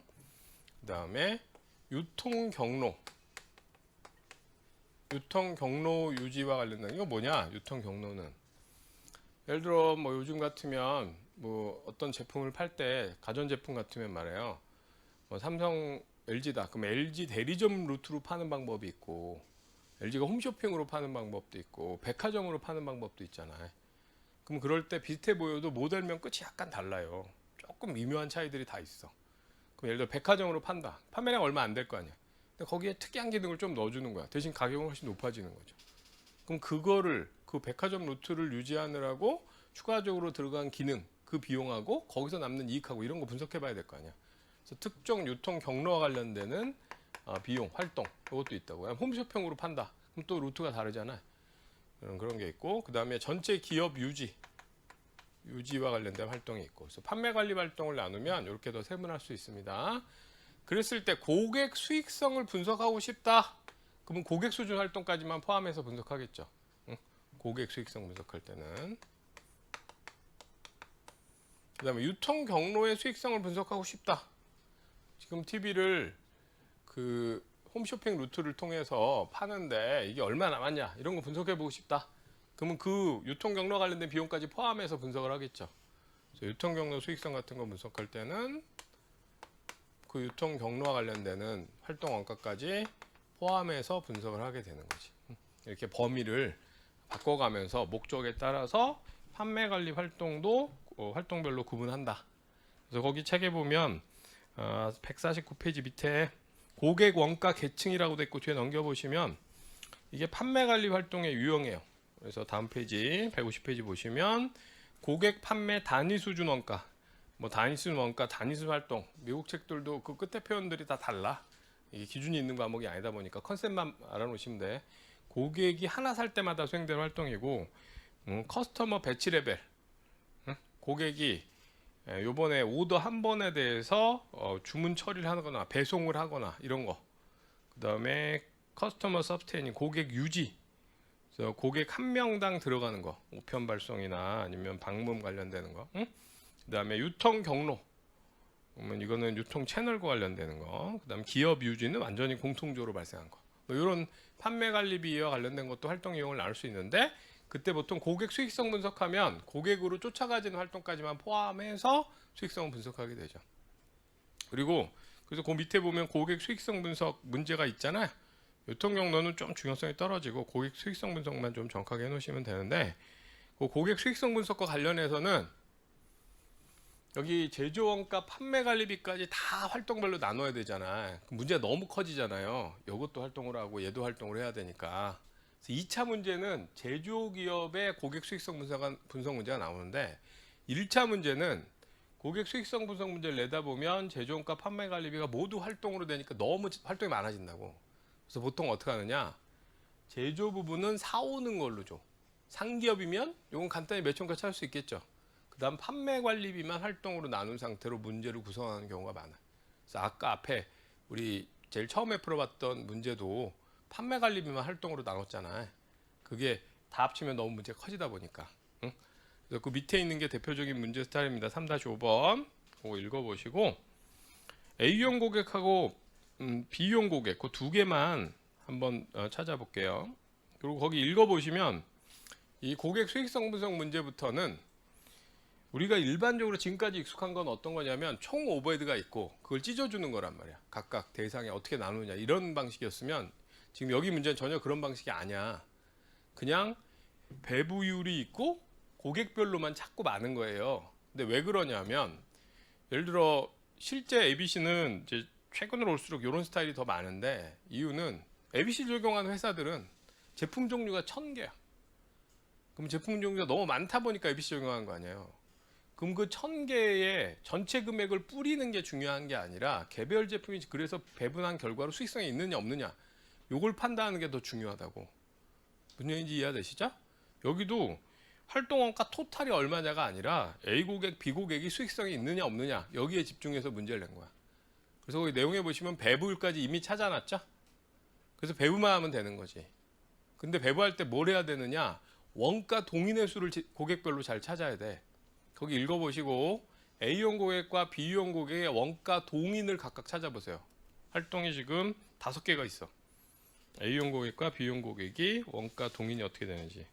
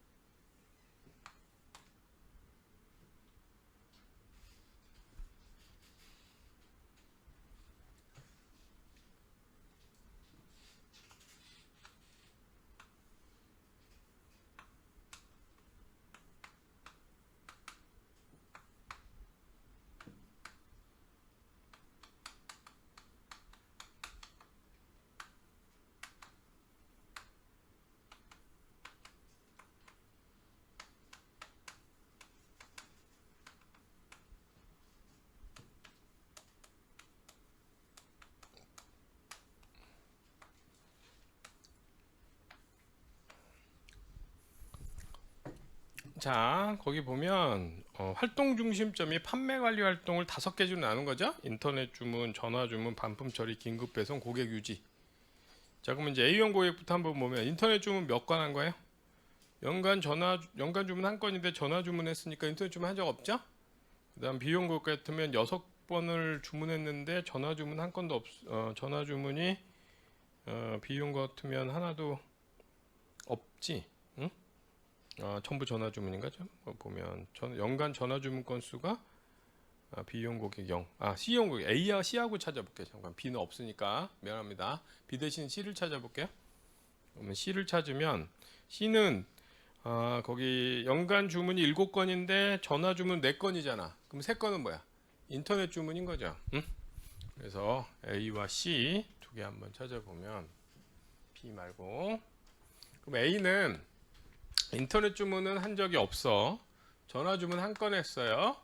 C는 전화 주문을 4건 했으니까 인터넷 주문은 전체 7건 중에 나머지 3건이 인터넷 주문이죠. 근데 전화 주문은 건수로 파악하면 안 되지. 거기 전화 주문 내용을 보세요.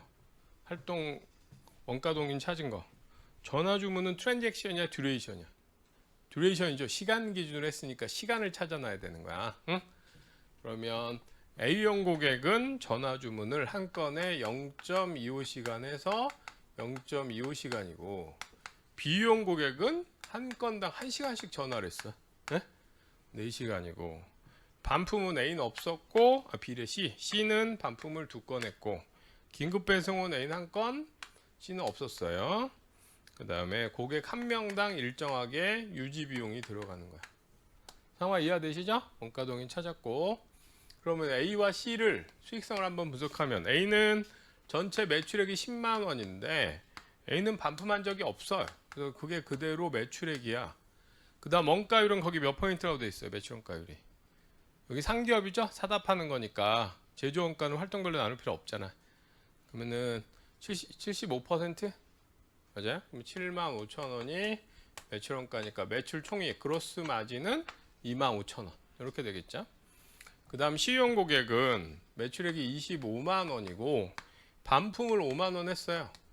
그럼 20만 원이 순매출, 여기 75% 하면 15만 원이 매출 원가니까 매출 총이익은 5만 원. 그래서 매출 총이익만 놓고 보면 C가 더 수익성이 높은 고객 같단 말이에요. 응? 근데 실제로 쫓아가 보면 C가 더 수익성이 높은 건 아니지. 예? 판매 관리비까지 더 포함해 봐야 되는 거죠. 인터넷 주문이다. A는 인터넷 주문 한 적 없어요. 전화 주문 0.25시간이야. 전화 주문 시간당 얼마예요? 시간당 8,000원 들어가자? 그럼 0.25시간이니까 2,000원 들어가면 되고 반품한 적 없어요. A용 고객은. 긴급 배송은 한 건 했어요. 건당 400원. 고객 한 명당 5,000원 들어가는 게 있어. 빼보면 A용 고객은 17,600원이 남은 거야. 반면에 C형 고객은 인터넷 주문을 3건 했어. 한 건당 500원이니까 1,500원 있고 전화 주문은 4시간 했죠. 시간당 8,000원인데 전화 주문 때문에 32,000원이 들어갔어요. 반품은 2개 했지. 500원짜리. 그럼 1,000원 있고 긴급 배송을 해달라는 적 없고 그 다음에 고객 유지는 한 명당 일정하게 들어가니까 그거 빼보면 1,500원이 C형 고객으로부터 남는 거죠. 그래서 판매 관리비까지 포함했을 때는 어느 쪽이 더 수익성이 높은 고객인 거야? A형 고객인 거지. 어느 게 더 정확한 판단이에요? 매출 총액으로 하는 거야? 판매 관리비까지 뺀 상태로 하는 거야? 판매 관리비 뺀 영업이익 기준으로 판단하는 게 좀 더 정확한 수익성 분석이라고. 그러면 A형 고객이 수익성이 더 높으니까 기업의 역량은 A형 고객에 더 집중해야 되는 거죠. 이런 판단을 할 때 판매 관리비를 활동별로 구분한 게 나름대로 유용한 정보가 된다는 거야. 이해되시죠? 그래서 판매 관리비 추가적으로 포함해서 수익성 분석에 활용한다. 그 다음에 여기 만약 유통 경로면 여기에다가 유통 경로 비용까지 더 빼면 유통 경로 이익이 나올 수 있겠지. 근데 뭐 그거는 좀 출제 빈도 훨씬 떨어지고 그래서 고객 수익성 분석은 잘 나옵니다. 종종 요건 할 수 있어야 돼. 뒤에 기출 문제 한번 풀어보자. 뒤에 문제로 168페이지 21번 168페이지 21번 한번 해보세요.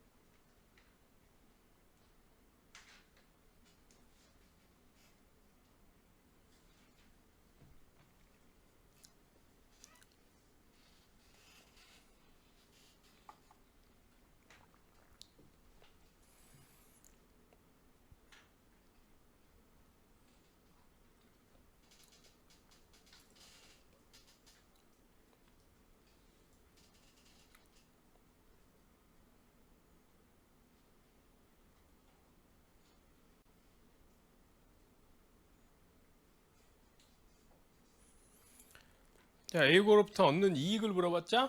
그러면 이제 우선 A 고객의 매출액은 50만 원이 있고 매출원가 이거 몇 퍼센트? 70%돼 있죠? 0.7. 그럼 50만 원 치면 35%, 35만 원이 매출원가 되는 거고 매출 총액 그로스 마진은 15만 원이 매출 총액 이렇게 나오겠지? 예? 그 다음에 여기 주문 처리인데 주문 처리는 70원 있고 근데 긴급 주문 처리가 있습니다. 그럼 여기 주문 처리가 토탈 300회인데 이 중에 70%가 긴급 주문 처리니까 그 긴급 주문 처리는 어떻게 하는 걸로 돼 있어요? 그 168페이지 밑에 쪽에 보면 표 있는 거 바로 위에 긴급 주문 처리를 위해서는 통상적인 주문 처리 원가에 추가해서 일회당 100원의 원가가 추가로 발생한다 이렇게 돼 있잖아요. 그러면 여기 300회 주문 처리의 일반적인 비용은 그대로 들어가고 여기에 이거의 70% 210회는 얼마가 더 들어간다? 100원이 추가로 들어간다는 얘기죠. 응? 그 다음에 고객 상담은 여기 고객 상담 몇 번 했어요? 140회 140회에 회당 450원. 그 다음에 고객 관계 관리는 고객당 8만원 이렇게 해서 빼면 오퍼레이팅 인컴 영업이익이 나오는 거지. 그럼 이 고객으로부터 얻는 오퍼레이팅 인컴 영업이익은 마이너스 35,000원이어서 판매관리비까지 포함해보면 사실은 손해나는 고객이다 이렇게 되는 거지. 이해되시죠? 근데 여기서 이제 지금 이 문제 풀 때 말이에요. 예를 들어 이거를 70회로 넣어서 풀었다. 그럼 이거 되게 원가 풀 때 조심하셔야 되는 스타일인 거야. 얘를 70회에서 넣어서 풀었다는 건 뭐냐면 자기 머릿속에 있는 틀의 숫자를 넣는 습관이 있는 거야. 그러니까 어떤 거냐면 예를 들어 세법이나 재무회계는 말이에요. 출제자 의도가 중요하지 않아. 세법상 규정이 중요하죠. 재무회계 규준 내가 알고 있는 게 중요해. 문제를 그 규준의 잣대로 보면 돼요. 그래서 우리 공부는 사실은 그런 쪽에 해당되는 공부가 더 많아. 내 머릿속에 있는 걸 갖고 넣는 게. 근데 원가관리회계는 기준이 있는 과목이 아니에요. 그러다 보니까 상황을 출제자가 가정에서 만들어. 그래서 출제자 의도대로 읽어줘야 돼. 문장을 볼 때. 내 머릿속에 있는 틀로 걔를 짜맞추려고 하지 말고. 어떤 거냐면 여기 지금 읽어보시면 좀 전에 읽은 문장. 긴급 주문 처리를 위해서는 통상적인 주문 처리 원가에 추가해서 일회당 100원이 발생한다. 이 언급이 있잖아. 그러면 일반적인 주문은 70회긴 한데 나머지 210회도 일반적인 건 들어가고 더 들어간다 이렇게 언급을 해준 거라고. 그럼 얘 말대로 풀어야 되는데 이거를 70회로 바꿔놓는 경우가 종종 있어요. 그러면 이건 뭐냐? 그냥 내 생각대로 그냥 푼 거야. 출제자 의도대로 읽어보려고 하지 않고. 그건 좋지 않아. 원가 문제 풀 때 특히 2차에서. 2차로 갈수록 출제자가 상황을 가정하는 게 많거든요. 응? 그래서 이거 혹시 70회로 풀었으면 원가 문제 풀 때는 그냥 내 머릿속에 있는 틀 말고 출제자가 언급한 방식대로 풀도록 연습해 가야 된다. 응? 그래야 점수가 잘 나온다. 특히 2차로 가면 상황들을 출제자가 가정해서 넣는 게 꽤 많단 말이야. 근데 그게 내가 머릿속에 갖고 있는 거에 약간 어긋날 수 있다고. 근데 그때 꼭 많이 틀린 사람들이 자꾸 내 머릿속에 있는 걸로 넣어요. 그냥. 근데 그거 왜 그러냐? 공부의 대부분이 그렇거든. 세법이든 재무회계든 출제자가 무슨 의도가 있든 뭔 상관이야. 있던 규정대로 넣으면 되는 거지. 의도가 중요하지 않거든요. 근데 학문적인 과목은 어떤 의도로 이 지문을 만들었나를 생각하면서 풀어야 그래야 의도대로 답이 나오면서 문제 점수가 더 잘 나오는 상황이 된다고. 응? 그래서 지금 혹시 이거 70회로 든 사람 있으면 그건 조심하세요. 응? 자기 생각대로 푸는 걸 더 선호하는 스타일이거든. 원가나 아니면 재정학이나 이렇게 학문적인 과목 할 때는 좀 맞지 않는 거야. 응? 자기 주장이 되게 강한 캐릭터지.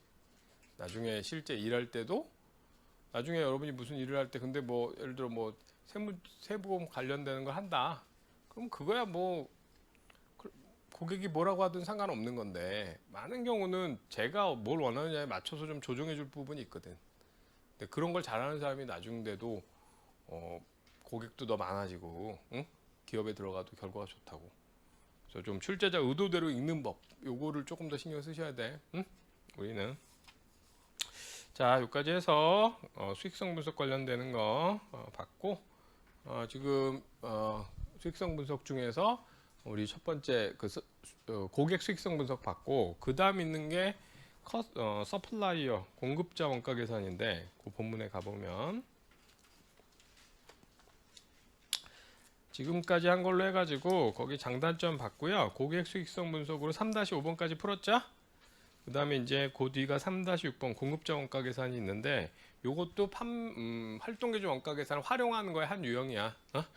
153페이지에 요거는 뭐 잠깐 쉬고 나서 보시도록 하죠. 그거랑 나머지 뒷부분 오늘 마치면 될 것 같아요. 잠깐 쉬고 가겠습니다.